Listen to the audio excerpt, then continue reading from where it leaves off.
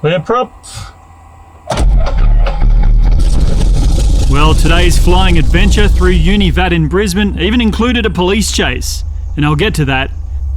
Southport Mason Field traffic, RV Juliet Hotel, entering and lining up 01 for north-western departure, Southport. But before we start, a quick disclaimer. I am a flying instructor, but I'm probably not your instructor. RPM's good, airspeed's alive. So get the right training before you attempt anything you see in this video. With that out of the way, let's talk about UNIVAT. It's a published VFR route in a narrow lane of non-controlled airspace, sandwiched between Archerfield Airport and Brisbane International. It's about 2 nautical miles wide and has an upper ceiling of 1,000 feet above sea level. Encroaching on it is Mount Gravatt here with an elevation of over 600 feet, so it's pretty tight. On top of that, it's densely populated with residential buildings, and it doesn't have many great emergency landing options. And it's for all of those reasons that I've avoided transiting through UNIVAT completely for the 5 years that I've been flying in this area. If you're wondering what's made me change my mind about flying through UNIVAT, I'll get to that as well. Now back to that police chase. I took off from Southport, and just after departing the circuit is where my encounter with the Popo began. Southport Mason Field traffic, RV Juliet Hotel, departing crosswind 01, tracking northwest, climbing 2000, passing 700, Southport. Southport traffic and Juliet Hotel, Pole Air 43, Pole 429, currently 5 miles to the northwest of the field, maintaining 2000, following the M1 northbound, Southport and Juliet Hotel. Copy that, Juliet Hotel. I'll remain to the east of the M1 and keep an eye out. Pole Air 43 copies, yeah, we're tracking on the eastern side as well. If you just want to stick on the western side, that'll give us some separation. Roger, will do. Now I wasn't exactly sure where the fuzz was headed, but they're Bell 429 cruisers at a pretty impressive 150 knots, so I didn't really need to slow down much to keep them ahead of me. Southport Mason Field, Mooney Michael, spec turning downwind, A01, Southport traffic. Now because my path took me close to Archerfield, I checked the ATIS there, 120.9, mainly to get the QNH to set my altimeter, but also to get weather information and to find out which runways were in use, so I'd be better prepared to deal with any potential traffic. Bravo. Michael's west, turning base, runway 01, Southport Mason Field. Information Bravo, runway right for arrivals and departures north, frequency 123.6, runway 28 left for arrivals and departures south, frequency 118.1, helicopter circuit area active, wind variable 5 knots, max tailwind 3 knots, Cabo K, temperature 27, QNH 1010. First contact Archer ground or tower, notify receipt of Bravo. Approaching UNIVAT, I was already monitoring the area frequency 125.7, and I also switched over to monitor Archerfield's northern frequency 123.6. The standard northern departure out of Archerfield converges with my planned track, so monitoring that frequency will alert me to any potential traffic departing north out of Archerfield. Archer Tower, good morning, Victor Oscar, holding short to left right, ready for eastern departure. Victor Oscar, Archer Tower, good day. My 28 right clear for takeoff. 28 right clear for takeoff, Victor Oscar. Now there is a CASA publication called Stay on Track Flying the Brisbane Region which states, it is advised that pilots using this route contact Archerfield Tower to advise of intentions.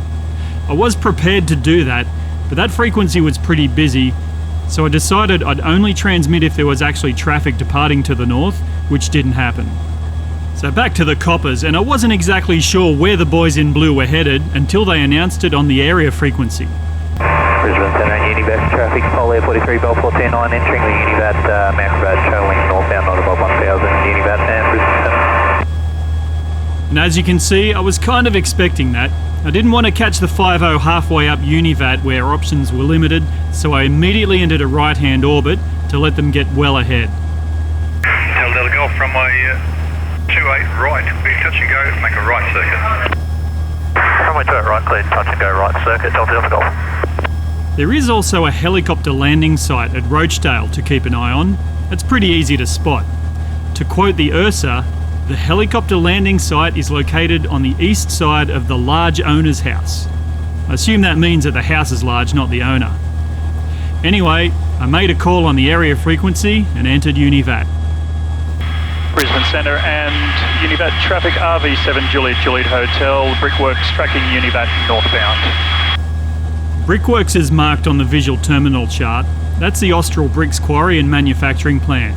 It's really easy to visually identify, and from there it's a straight line west of Mount Gravatt to the University of Queensland St Lucia campus, marked on the chart as University. So from the uni to Mount Gravatt, that's UNIVAT. I'm guessing that's where the name came from. Anyway, correct me in the comments if I'm wrong. And of course I stayed slightly to the right of the centre line through that lane in case there was any oncoming traffic. G'day, Lima, Charlie Echo, ready Alpha 228 right, northern departure. I'm Charlie Echo, Archer, g'day, runway 28 right, clear for takeoff. 28 right, clear for takeoff, Lima, Charlie Echo.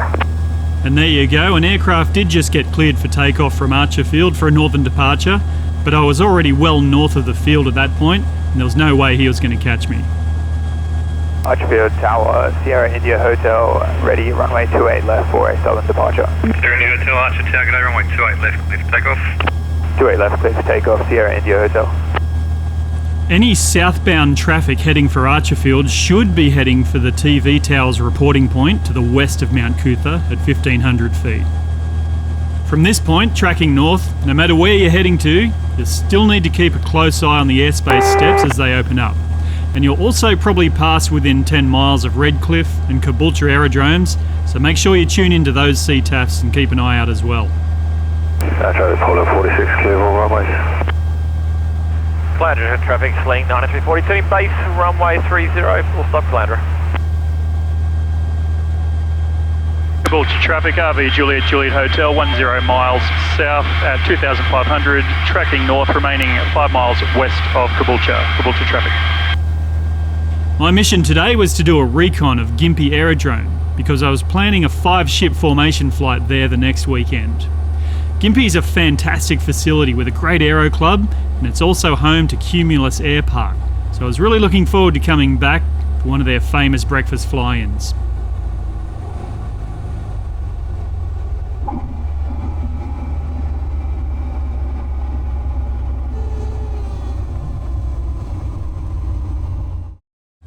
Heading back south through UNIVAT is the same but in reverse.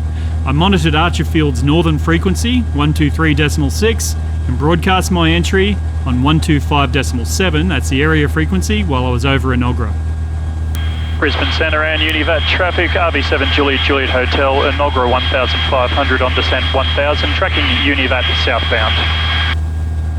Now, as you can see, this route gives you a spectacular view of Brisbane, but you'll be too busy scanning for traffic to take more than a quick glance. Zulu Sierra November, downwind for a touch and go. Zulu Sierra November, runway 28 left, clear, touch and go.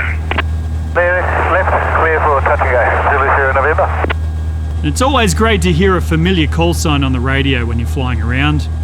Zulu Sierra November is a Cessna 172 operated by FlightScope, which I flew a fair bit during my PPL training, including a flight with this aerobatic legend. You're going to have my beautiful face and voice on there. That's right. So have you got throw to a commercial? Back to you in the studio, Adam. About halfway through UNIVAT, I switched over to monitor Archerfield's southern frequency, 118.1, to pick up any traffic approaching target, which is the eastern approach point for Archerfield. From there, heading south, you'll still be looking for traffic approaching target, and you'll very quickly find yourself within 10 miles of Heckfield, so be ready to switch over to 119.0. 119. Heckfield traffic RV7 Juliet Hotel, 10 miles northwest of 2000, tracking southbound along the M1 to Southport. Heckfield traffic. Morning, Adam. Morning. It's always great to hear a familiar voice on the Heckfield CTAF. So there you go, that's UNIVAT.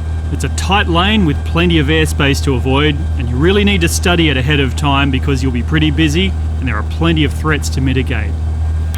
Southport traffic, RV7 Juliet Hotel, 10 miles northwest, 2000 on descent to 1500, inbound, circuit time 10, Southport.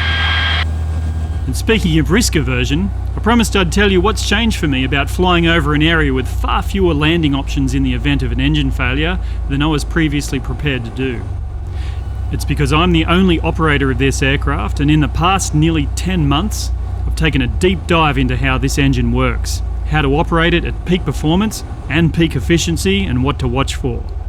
I dump the log data from the EFIS after every flight, I check it myself, and I also upload it to a service based in the US, which performs long-term trend analysis for me. I send an oil sample away for analysis every time I change the oil, and I also check the oil filter myself for particles which might indicate problems. The odds of an in-flight failure are never zero, but for me, these systems reduce those odds to the point where I'm comfortable to accept the risk. Anyway, subscribe if you want to see me lead a formation of Vans RVs up through UNIVAT, and if you've got any corrections, suggestions or insights about flying in this area, make sure you share them with a comment. See you next time.